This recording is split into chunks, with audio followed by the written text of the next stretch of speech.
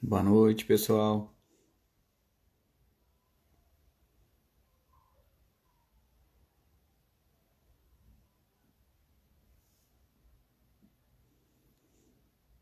Então, hoje o nosso Centro Espírita Libertação da cidade de Orleans completa seus 38 anos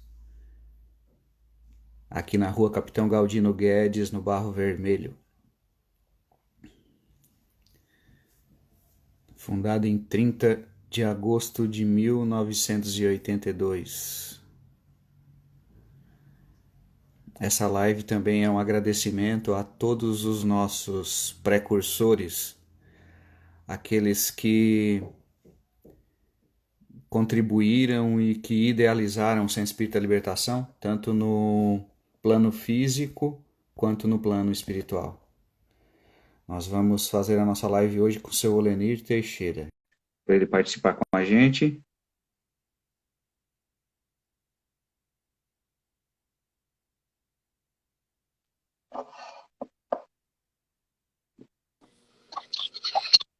Olá, seu Olenir. Está certo, irmãos? Tudo bem? Está certo. Tá ótimo, tá ótimo. Estou Estou ouvindo bem o senhor. ok. Estou ajustando aqui a imagem. Certo. Enquanto isso, Olenir, eu tava comentando aqui com o pessoal que está nos acompanhando, que hoje, na data de hoje, especificamente, o Centro Espírita Libertação, ele completa 38 anos. 38 anos. 38 anos. Por isso que eu escolhi esse tema. A importância dos espíritos. E aproveitando, pessoal, o tema do seu Lenir da noite de hoje é a importância do Centro Espírita. E a gente tem o prazer e a honra da participação do seu Lenir Teixeira, que é um grande trabalhador da Federação Espírita Catarinense, já foi presidente, né, seu Lenir? Sim. 3 gestões. 3 gestões, olha só. Quanto tempo na lide espírita, seu Lenir? De movimento espírita? 70 anos. 70 anos de movimento espírita, nossa. Comecei com 14.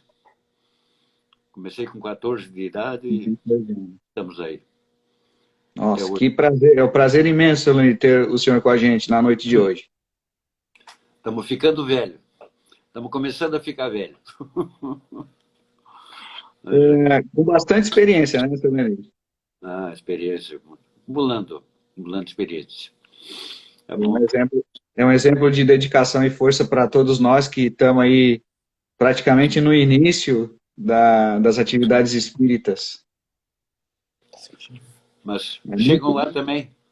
Chegam muito lá. antes do Centro Espírita Libertação ser idealizado e constituído fisicamente, o senhor já estava na lide espírita. Já. Está. O senhor é natural da onde, seu Lenir? Eu acho que eu visitei o centro mais ou menos em 1983, 84. Que legal. Uma das precursoras foi a Senilde, a doutora Senilde, não sei se o senhor chegou a conhecer.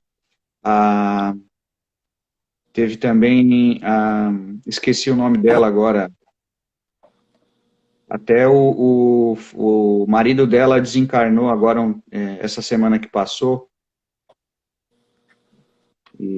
Mas, enfim, o senhor é natural da onde, seu Lenir? Como?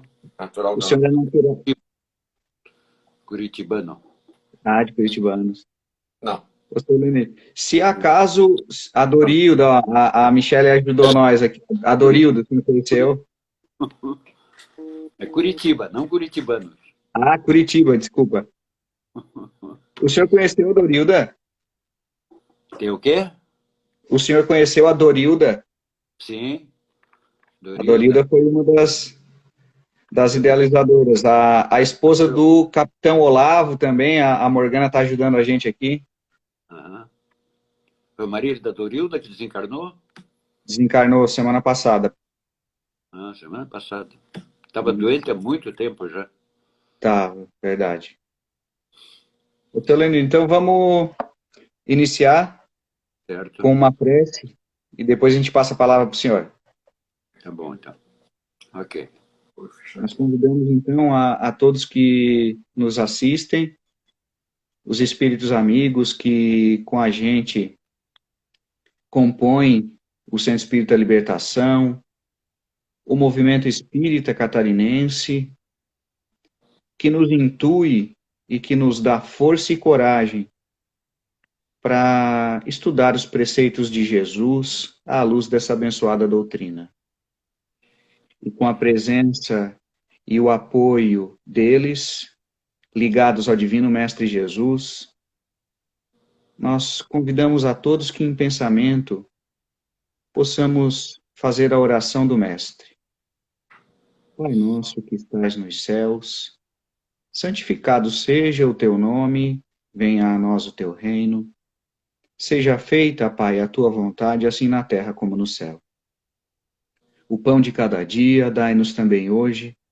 Perdoa as nossas dívidas, na medida em que perdoamos aqueles que nos devem. E não nos deixe assim cair nas tentações de todo mal. Em teu nome, Senhor, em nome de nosso Pai, em nome da espiritualidade, nós iniciamos então a live da noite, e que os bons espíritos possam intuir e iluminar o seu Olenê. Que assim seja. Seu Lenir, se acaso a live der algum problema, a internet cair, a gente reconecta e inicia. Tá bom. A palavra é do senhor, fica à vontade. Pois não. Muito obrigado, então. Inicialmente, então, queremos cumprimentar a todos que nos assistem, que estão conectados conosco nesse momento. É uma alegria muito grande.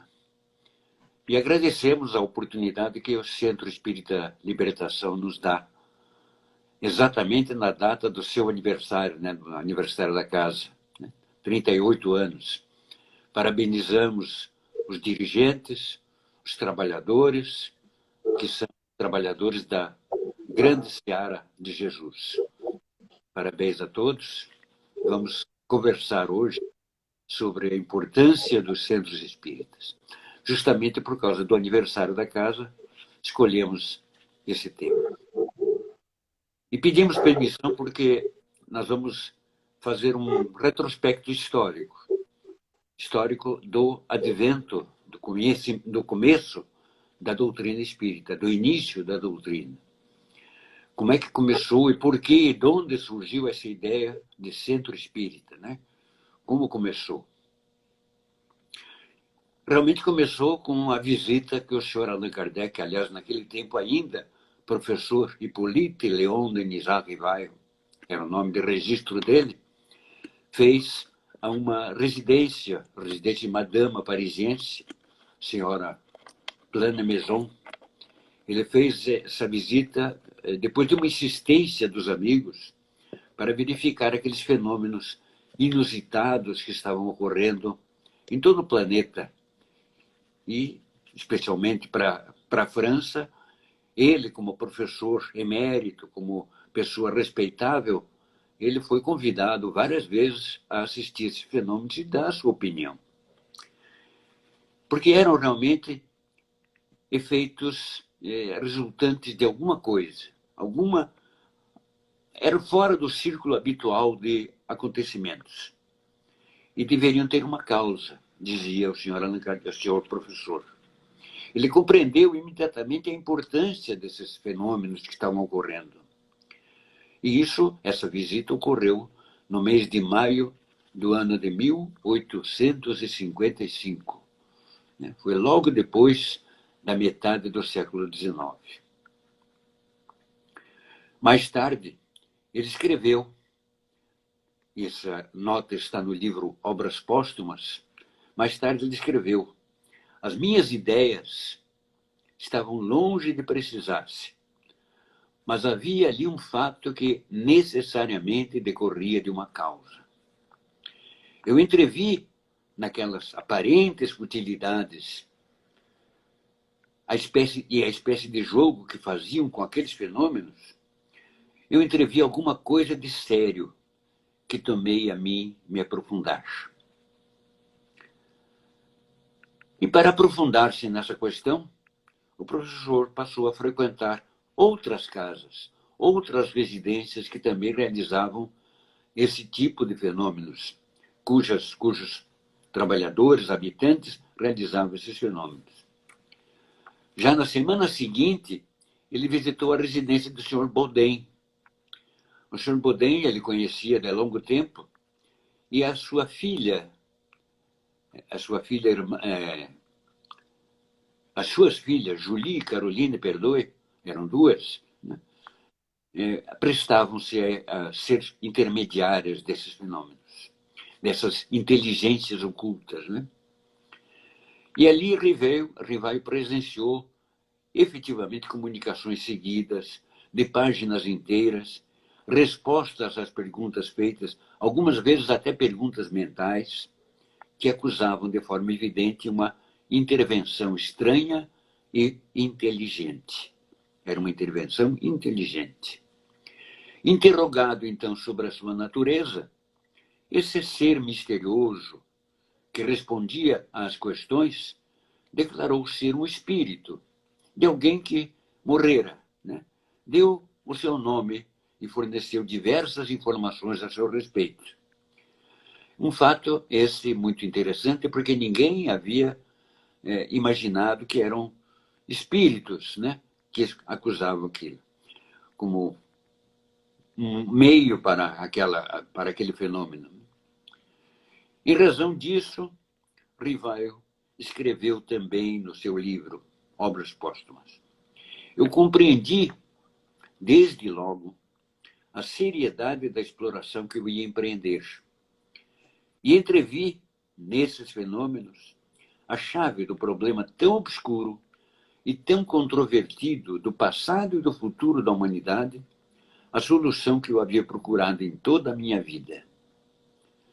Em uma palavra, termina ele, era toda uma revelação nas ideias e nas crenças. Como as reuniões nas residências do Sr. Baudin eram semanais, realizavam-se a cada 7 dias, e o professor estava ansioso porque descobrira com isso uma verdadeira joia, né? Com essas comunicações, ele passou a frequentar outras casas também. Foi primeiramente na casa do Sr. Carlotti, um daqueles que eu havia convidado. Foi na residência do Sr. Carlotti, porque a filha dele, Aline Carlotti, também era intermediária para esses fenômenos. Foi depois na casa do senhor Bordeaux, não, senhor Rustem, que utilizava para a produção dos fenômenos a jovem Ruth Jafé.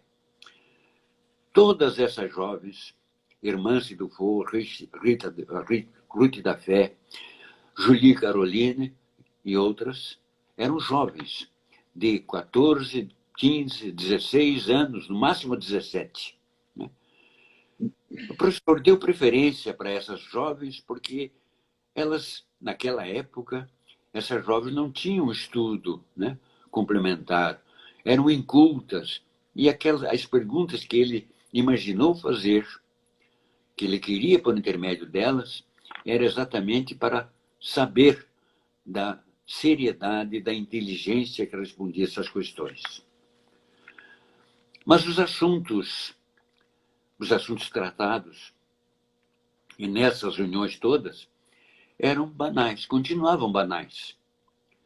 Nada de verdadeiramente sério. Havia muita curiosidade, muito divertimento. Os seus assistentes indagavam sempre coisas da vida material, sobre viagens, sobre negócios, sobre dinheiro, né? E o professor Rivaio, que era um homem sensato, prudente, deliberou alterar a essência dessas perguntas. Procurou resolver problemas de ordem mais elevada, né? Como filosofia, psicologia, ciência, artes, moral, natureza do mundo invisível e outras tantas disciplinas. Preparava ele as questões de sua casa, por antecipação, classificava-as de um modo bem metódico, muito arrumados, devidamente separados por assunto. E foi dessa forma, observando, comparando, deduzindo as consequências disso, que ele atestou que as respostas sugeridas, as respostas recebidas por eles, apresentavam um cunho de inteligência muito superior, com precisão, com profundidade, de maneira lógica, e que excluía toda e qualquer participação daquelas jovens. As reuniões das quais participou tomaram, a partir daí, um outro rumo. As perguntas fúteis perderam o interesse e permaneceram nessas reuniões, apenas aqueles que desejavam realmente conhecer algo mais sério, mais profundo. O exame racional das respostas e das mensagens apresentadas tornou-se, então, a partir daí, uma constante durante muitos meses. Ainda lendo em obras póstumas, o professor Rivail declarou que, de início, ele queria apenas a própria instrução. Mas quando percebeu que naquelas respostas havia um conjunto, havia um sistema lógico, tomando as proporções de uma doutrina, ele deliberou publicar essas respostas, visando a instrução de muitas outras pessoas. Foram exatamente essas perguntas e respostas, e mais as notas do senhor Allan Kardec, do senhor professor, que deram origem à obra que nós conhecemos sob o título O Livro dos Espíritos. Nós mencionamos esses aspectos todos porque as residências nas quais havia participação do professor, não havia centro espírita, portanto, eram residências, elas tornaram-se logo cheias, repletas de interessados.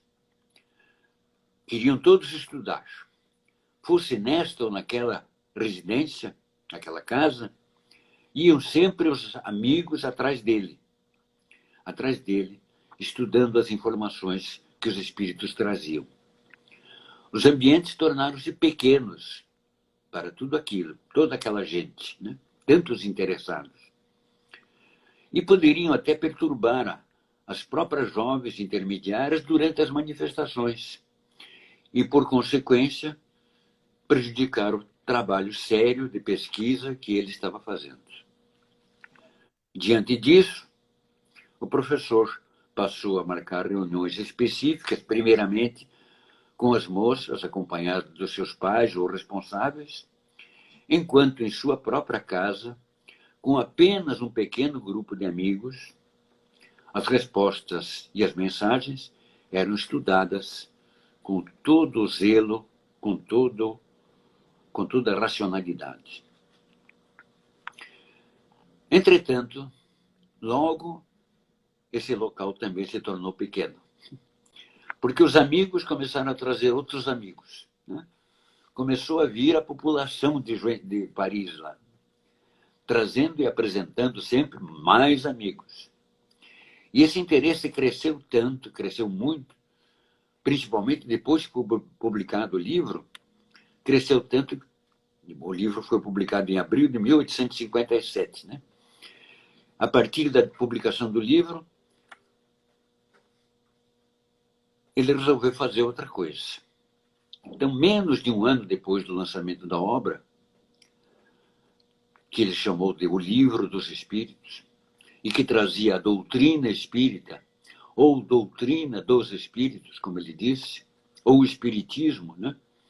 Então, menos de um ano depois, o professor, que já se denominava, a partir da obra, ele se denominava Allan Kardec, deliberou fundar uma sociedade, num local mais apropriado, destinado, que era na sua condição prioritária, para estudo da doutrina apresentada pelos espíritos. Era já o dia 1º de abril do ano 1858.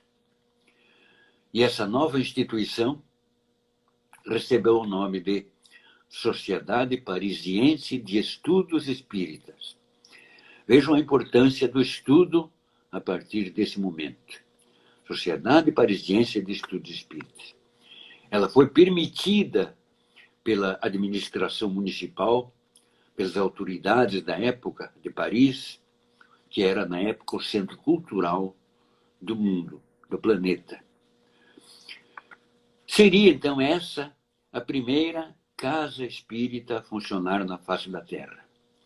O primeiro centro espírita, o local mais adequado, mais apropriado para estudo dessa doutrina. Mas aí vem uma pergunta. Por que chamada centro? Por que nós chamamos centro, né? Se ela era o primeiro centro espírita, mas ela tinha o nome de Sociedade Parisiense de Estudos Espíritas, por que chamá-la centro? Qual a razão dessa denominação que hoje está vulgarizada por milhares e milhares de outras casas espíritas em todo o mundo? Nós vamos analisar, então, essa questão cujos fundamentos estão fixados exatamente durante o processo de codificação. Primeiro, a ideia de estudar tudo que provinha do mundo espiritual tomou conta de outras cidades. Cidades essas, perdoem, cidades essas ainda de França, nas quais os interessados se mantinham correspondência com o professor, ou seja, mantinham correspondência com Allan Kardec. E a exemplo de Paris, logo são fundadas outras sociedades. Sociedade Espírita de Lyon, Sociedade Espírita de Bordeaux, Sociedade Espírita de Sens, etc., e outros, até fora do território francês. E o próprio codificador escreveu ainda a respeito disso. A Sociedade de Paris, a primeira fundada e oficialmente reconhecida, deu o impulso, sob cuja égide se formaram outros tantos grupos e sociedades. Ela, a Sociedade Parisiense, tornou-se o centro do movimento espírita. Tornou-se o centro do movimento espírita. Isso está na Revista Espírita de julho de 1863. A insuperável prudência do espírito que conhecemos hoje sob o nome de Allan Kardec, com extremo cuidado para que aquela joia doutrinária não sofresse a inclusão de algo que a denegrisse, ou ângulos diversos daqueles outros, né, da doutrina, pois por ele estudados sistematicamente, criteriosamente. Então Allan Kardec solicitou a essas instituições que as mensagens por eles recebidas fossem-lhe também enviadas. E essas sociedades, ele chamou assim, seriam centros de informações. Seriam centros de informações descentralizadas dos assuntos de interesse do Espiritismo. Em Paris, portanto, estava situado um centro principal, com a particular função de proceder à criteriosa seleção dos assuntos, daquele material todo, evitando inovações, evitando desvios. Porque, como ele próprio declarou, o senhor Allan Kardec declarou, um dos primeiros resultados que ele teve nas suas experiências foi o de constatar que os espíritos, não sendo senão as almas dos homens, não teriam todos a mesma sabedoria, pois estariam limitados ao grau do seu adiantamento. As suas opiniões, portanto, só teriam o valor de uma opinião pessoal. Individualmente, nenhum deles poderia ensinar tudo, cabendo sempre observar esse conjunto, né? Formar um conjunto. Por isso, sempre a sua expressão: observar, comparar e julgar. Essa foi a sua regra constante.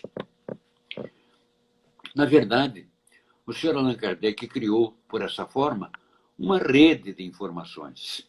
Uma rede de informações, de notícias, de intensa correspondência, que eram sempre colocadas em pauta nas reuniões da Sociedade Parisiense de Paris, Sociedade Parisiense de Estudos Espíritas.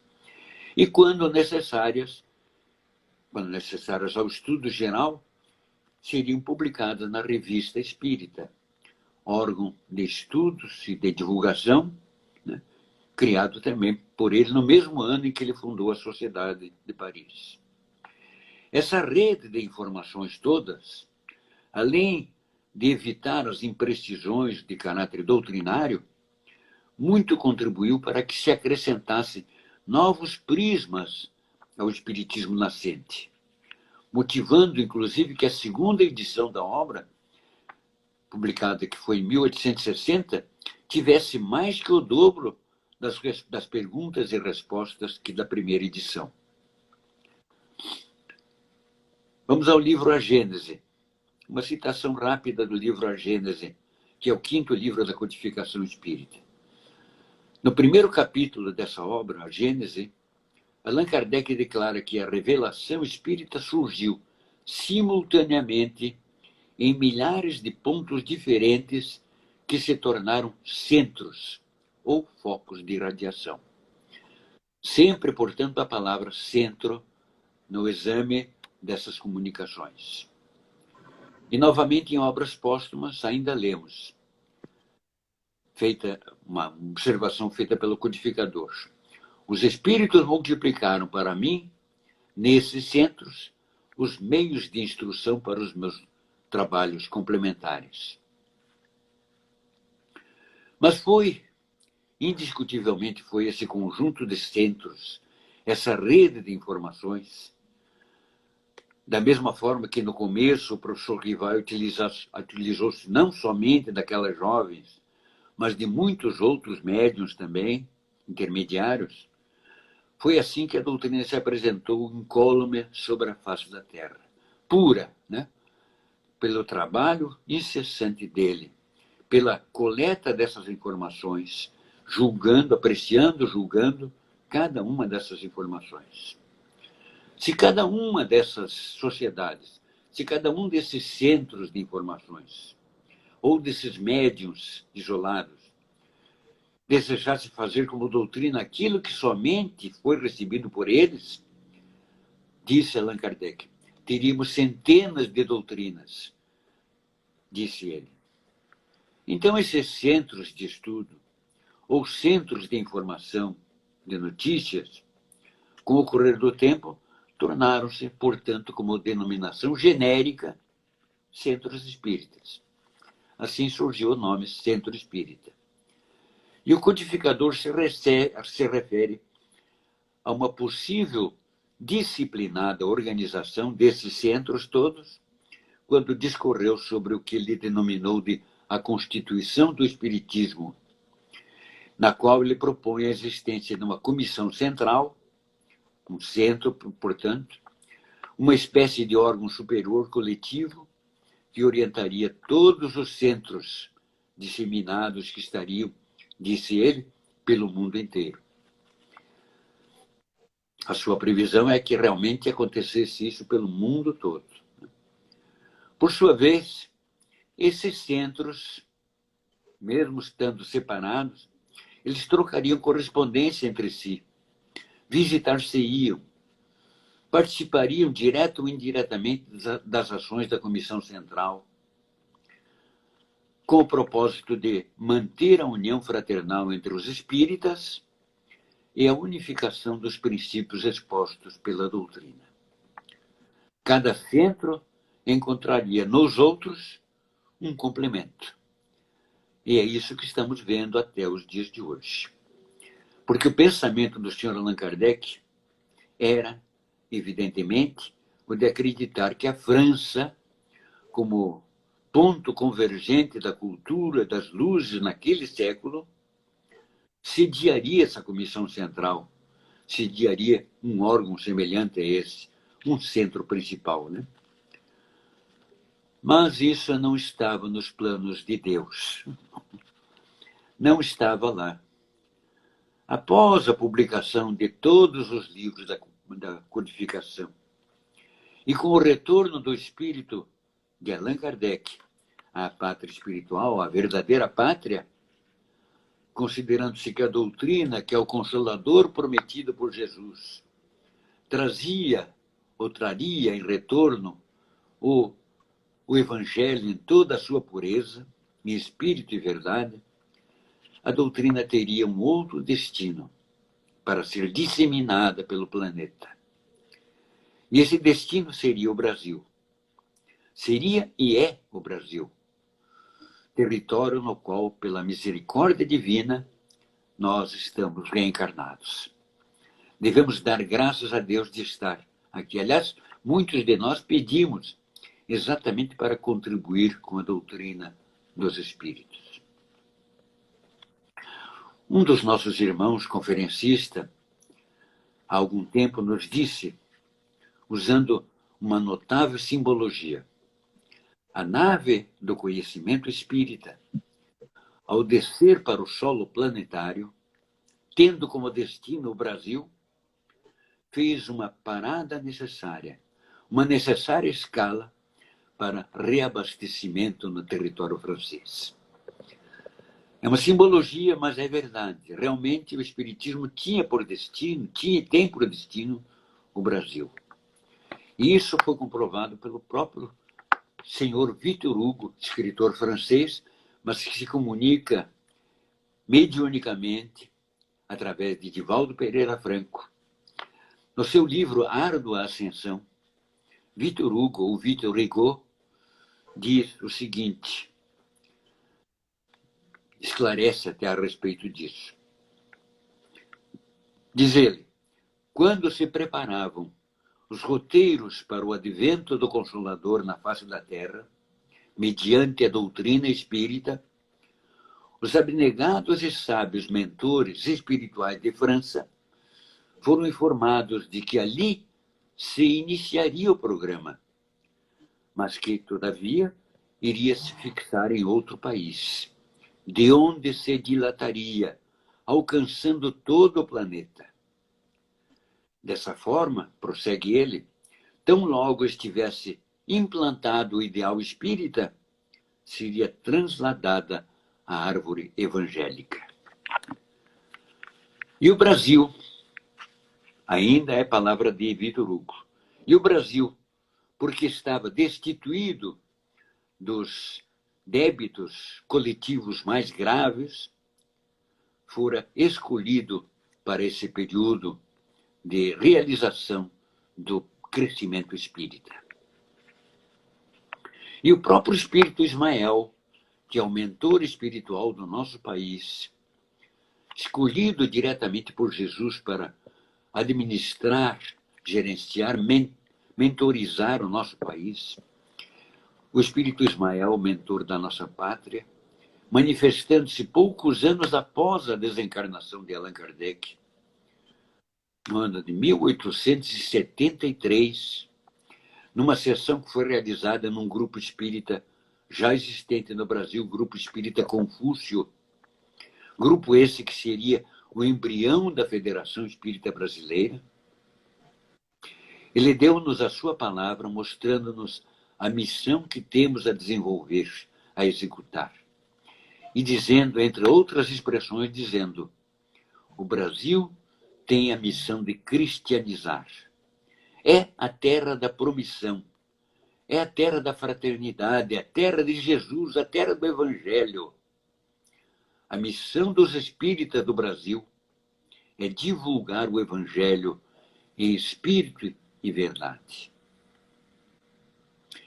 Então, dessa forma, quando o Espiritismo aportou no território brasileiro, pátria no qual teria e tem guarida, diante do apoio de Jesus e do perfeito plano divino com vistas à regeneração da humanidade, a espiritualidade mobilizou as criaturas que aqui se encontravam encarnadas e é fundada, então, a Federação Espírita Brasileira, 1884. E pouco após, outras instituições estaduais começaram a surgir. E aí também começaram a surgir os centros espíritas. Proliferaram os centros espíritas no Brasil. Têm eles não apenas o nome de centros, mas também são chamados de associação, sociedade, agremiação, instituto, núcleo, mas são centros espíritas. A denominação não importa, pois todos eles se constituem na mais sublime oportunidade para a divulgação dos princípios e dos ensinamentos que a doutrina espírita oferece, levando para a alma das criaturas as sementes de consolação e de esperança tão necessárias. O Espiritismo surgiu exatamente para esse período de renovação da humanidade, de regeneração da humanidade terrena. E a organização federativa do Espiritismo no Brasil foi, então, pouco a pouco se consolidando, com uma curva de crescimento que teve o ápice total no ano de 1949, quando da assinatura no documento chamado Pacto Áureo. Pacto Áureo que disciplinou praticamente a organização federativa do Espiritismo no Brasil. E a consequente criação, diante desse documento, do Conselho Federativo Nacional. Conselho esse que em muito se assemelha àquela proposta de Kardec de fazer uma comissão central lá na França, lá em Paris. Desse conselho fazem parte, são membros natos, todos os presidentes das federativas estaduais. São 27 membros, 27 federativas, incluindo aqui o Distrito Federal, que tem a sua Federação Espírita do Distrito Federal. E os registros dessas instituições estaduais assinalam a existência de mais ou menos 14 mil centros espíritas no Brasil. 14 para 15 mil centros espíritas. Casas espíritas filiadas ao movimento espírita. São todas elas, todos esses centros são escolas de orientação, escolas de esclarecimento, nas quais aprendemos e estudamos. Aprendemos e ensinamos. Aprimoramos-nos moralmente e ajudamos outros a se aprimorarem, a se aperfeiçoarem. São também pronto-socorros, como o Centro Espírita Libertação o é, pronto-socorros, pronto-atendimentos de angústias, de necessidades espirituais, disponíveis para aqueles que assim padecem. São oficinas de trabalho, onde aqueles que delas participam exercitam-se nas mais diversas tarefas. São verdadeiros templos de amor. São ambientes aconchegantes, onde a simplicidade e a fraternidade prevalecem, fazendo reinar aí mútua confiança, recíproca benevolência entre todos. Cada centro espírita desses representa-se num verdadeiro ponto de luz sobre o planeta, sobre a Terra, sobre o solo planetário. Um ponto de luz, cada centro no planeta. Aliás, vou fazer aqui um parênteses, conta-se isso, eu não sei se realmente esse fato é verdadeiro ou não, perdoem dizer, mas conta-se que na época da famosa guerra espacial entre americanos e russos, os astronautas russos sabiam que estavam sobre o Brasil quando sobrevoavam, em órbita, porque havia uma luminosidade diferente nesse país. Havia muitos pontos de luz que chamavam a atenção deles. Então, segundo disseram, mas isso é apenas uma informação, não sei se é verdadeira, perdoem de colocar aqui entre parênteses, né? Então, verdadeiros pontos de luz, né? Então, a partir desses centros espíritas, não mais reuniões em residências particulares. Se o senhor Allan Kardec iniciou dessa forma, há aquele tempo, foi pela inexistência de um local apropriado. Hoje nós temos locais apropriados, locais adequados, que são os centros espíritas, tenha o nome que tiver. Interessante, geralmente os centros espíritas têm nomes de virtudes, né? De virtudes ou de... São situações que nos levam a centro espírita como esse, libertação, para nos libertarmos. Centro espírita amor e caridade, centro espírita amor e fé, centro espírita paz e esperança, e assim vai, né? São virtudes que trazem os centros espíritas, que trazem às criaturas realmente esse conforto, esse consolo que nós tanto precisamos, né? Então, não mais as residências particulares. Os centros espíritas contam com a presença espiritual de uma multidão de espíritos amigos, trabalhadores incansáveis, que vêm nos auxiliando a espargir essa luminosidade da doutrina para a humanidade terrena. E hoje, nós aqui estamos. Embora virtualmente, né? Estamos aqui no Centro Espírita de Libertação, representando a Federação Espírita Catarinense, representando em especial a nossa irmã Esther Fregosi Gonzalez, que hoje preside essa instituição. Estamos nessa instituição que hoje se aniversaria, completando 38 anos de atividades ininterruptas, né? Conduzindo o estandarte da codificação da reabilitação para todos aqueles que aí chegarem. Por isso, nós saudamos o Centro Espírita Libertação. Saudamos e abraçamos virtualmente todos os trabalhadores. E, em nome da Federação, almejamos que Jesus continue abençoando todo esse trabalho, que é em prol da paz e da fraternidade universais. Obrigado a todos vocês. Obrigado. Nós é que agradecemos, seu Lenir, por trazer de uma forma muito alegre e com muita sabedoria essas palavras que nos fazem pensar o movimento espírita como um todo, desde o seu nascimento lá na França. As dificuldades, a gente fica pensando, né? Enquanto o senhor falava, a gente ia pensando nas dificuldades que tiveram lá na época o Allan Kardec, os contemporâneos, e os nossos contemporâneos, os nossos precursores também nas casas espíritas da nossa região e do Brasil.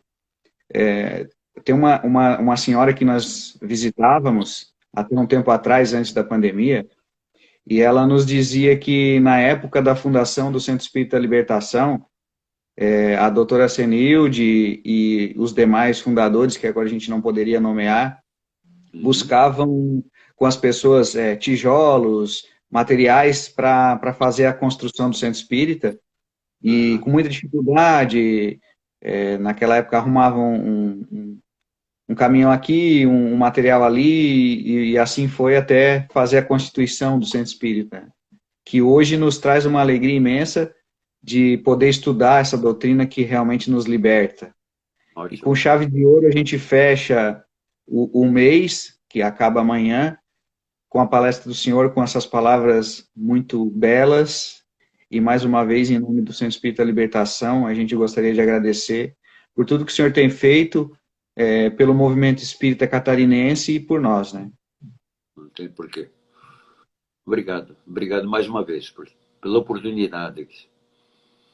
Vamos incomodá-lo mais vezes para fazer palestra. Pode ser, seu Lenir? Tá bom. Vamos ver. Se eu não tiver desencarnado até lá. Não, que nada. Se tiver desencarnado, eu venho assim mesmo. Certo. É verdade. Obrigado, então, seu Lenir. A gente convida, então, mais uma vez a todos para podermos encerrar a live de hoje, agradecendo primeiramente a Deus, a Jesus, aos mentores espirituais da Casa Espírita Libertação e da Federação Espírita Catarinense, que tanto nos têm ajudado nos caminhos diversos que trilhamos rumo à nossa evolução espiritual. Que Jesus, o Divino Mestre amigo, ilumine a cada um de nós. E nós rogamos que oportunidades várias, como esta desta noite, possam ser concedidas a nós, espíritas catarinenses. Muito obrigado, Senhor, e que a tua paz e a tua luz permaneça com cada um de nós durante toda esta semana. Que assim seja. Que assim seja. Graças a Deus. Mais uma vez, seu Lenir, muito obrigado mesmo pela essa oportunidade e que possamos contar com o Senhor mais vezes. Um grande abraço. Obrigado. Tchau, tchau.